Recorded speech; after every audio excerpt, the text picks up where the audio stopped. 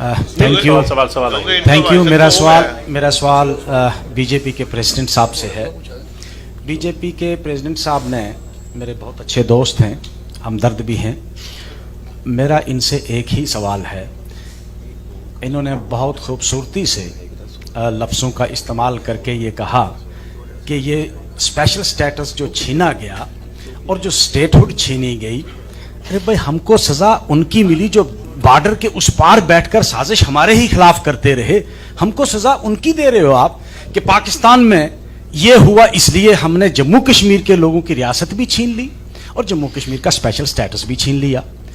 यहाँ के लोगों का क्या कसूर है, जम्मू के लोगों का, श्रीनगर के, लद्दाख के लोगों का, जिनसे आपने उनकी आइडेंटिटी छीनी? मैं इनसे ये जवाब लेना चाहूँगा। जी बस ठीक है सर।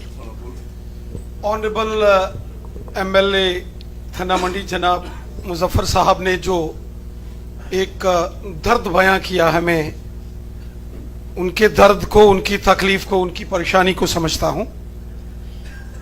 इसमें कोई दो राय नहीं है कि जम्मू कश्मीर ने बड़े दुख तकलीफें झेली हैं। आपने देखा होगा जो भी सरकार में आता है उसकी कोशिश रहती है कि साहब एक रिक्वेस्ट ये रहेगी कि जवाब जो है वो कम से कम टाइम में दिया जाए ताकि अमन हो, शांति हो। जो यहाँ एक हालात यहाँ पैदा किए गए, हर चौथे रोज यहाँ एक हड़तालों के कैलेंडर जारी होते थे। सफर कौन करता था भाई? अगर पुलवामा में इनोसेंट की किलिंग होती थी तो कौन सफर करता था? क्या वो हमारे भाई नहीं? शोपियान के अंदर तबाही की गई, वहां कुलगाम में, अनंतनाग में, बड़गाम में, बांडीपुरा में।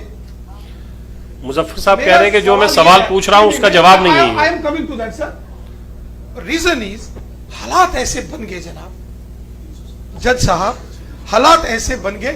370 ने एक नैरेटिव बिल्ड किया, सॉरी टू से, एक नैरेटिव बिल्ड किया, एक सेपरेट आइडेंटिटी।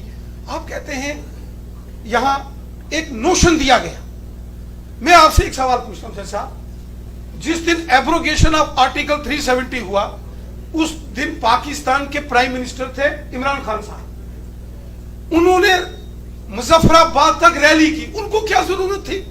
तो उसकी सजा आप जम्मू कश्मीर के लोग? नो, हमें क्यों मिल रही है? Under the ambit of article 370, under the ambit of article 370 Pakistan ने थोड़ा दिया हमको, कॉन्स्टिट्यूशन असेंबली ने दिया। सर उनको सिया कैसे देनी? आप ही को देनी? नो, अंडर द उनको दे नहीं सकते इसलिए हमको दी है।